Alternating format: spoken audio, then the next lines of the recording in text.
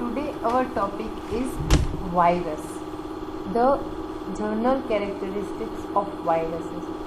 Viruses are intracellular parasites. Why they are known as intracellular parasites? Because they cannot contain cell. They cannot contain any cell organelles. As for example, ribosomes, mitochondria, nucleus, they cannot contain any type of cell organelles.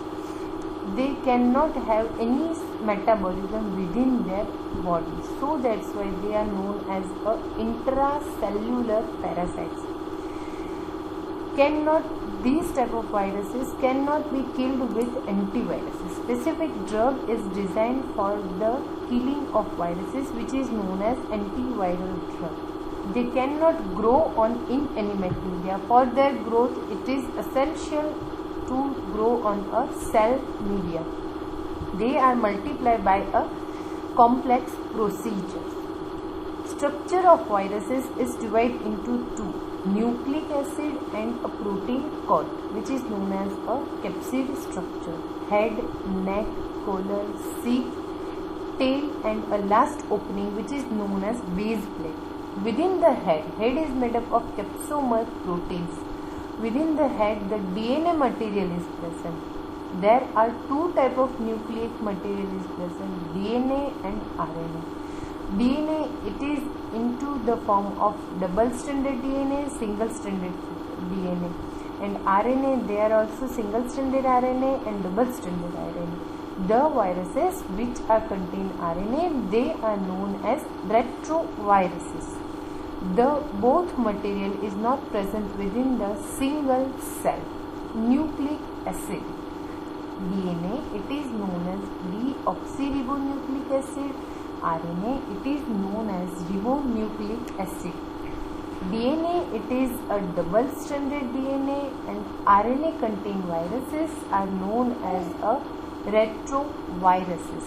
In case of DNA, the genes which are coding for a specific viral protein are situated on DNA, and from DNA the RNA formation takes place. The procedure is known as a transcription.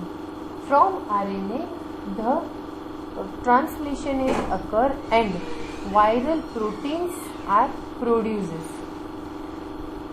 The RNA, it has a single and one step which is known as a translation. From RNA directly the viral protein is produced. In case of RNA, they contains a specific coding gene on a RNA itself. So that's why in case of DNA viruses, they require a two-step for protein synthesis, and in case of RNA viruses, they require a single step of protein synthesis. In case of viruses, the two type of sense RNA and DNA is present: antisense RNA, minus sense RNA, or a plus sense RNA, plus sense DNA.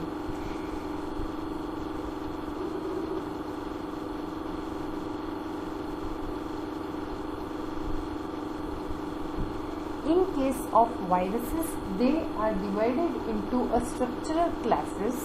As for example, on the basis of their symmetry, they are divided into two: icosahedral symmetry and helical symmetry. And on the basis of their formation of envelope, they are divided into two: non-enveloped viruses and enveloped viruses.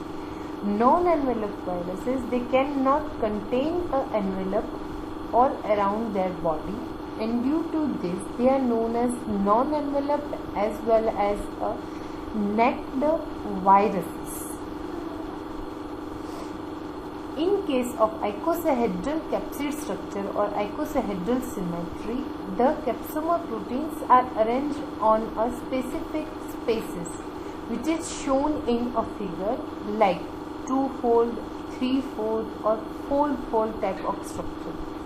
In case of helical symmetry, the helices is present within these. It means either RNA is present and on the RNA, specific type of protein subunit are attached. The best example of helical symmetry is tobacco mosaic viruses. These type of tobacco mosaic viruses are produced within the RNA that contain a helical symmetry and a protein subunits are present on the body of RNA. This is first of all identified by a William named scientist.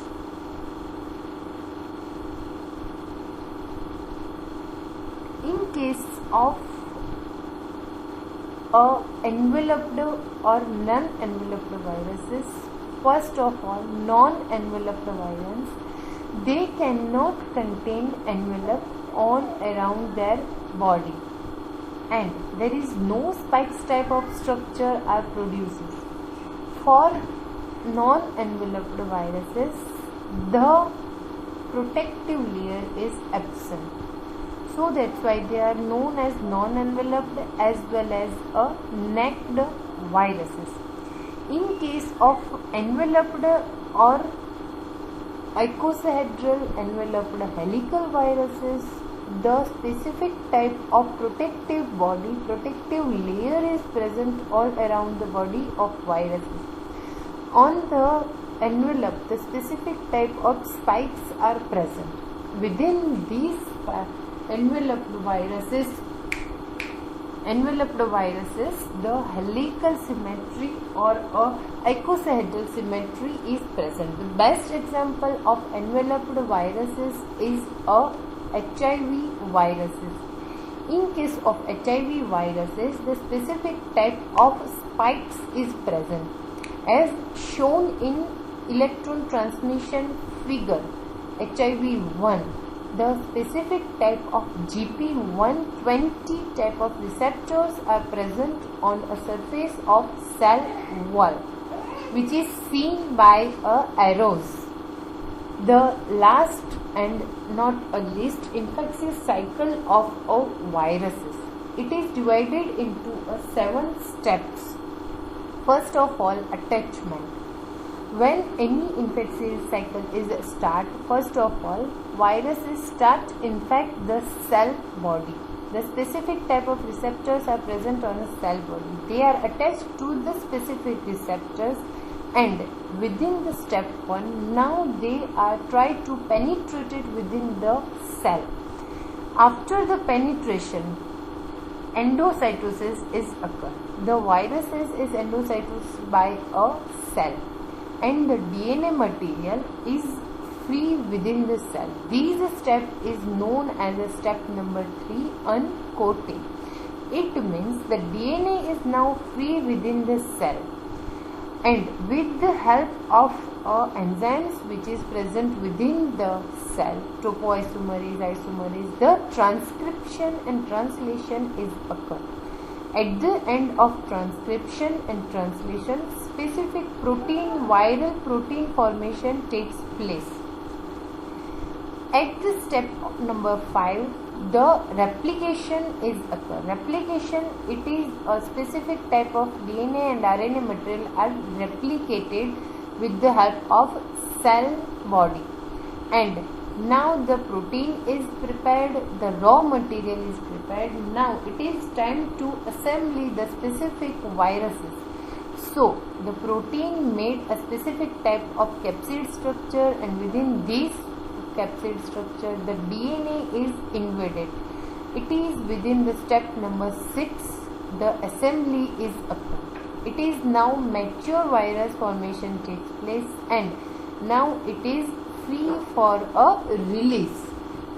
In case of release, what happens? The specific type of exocytosis is occur, and after this exocytosis, the viruses are now free to release, and they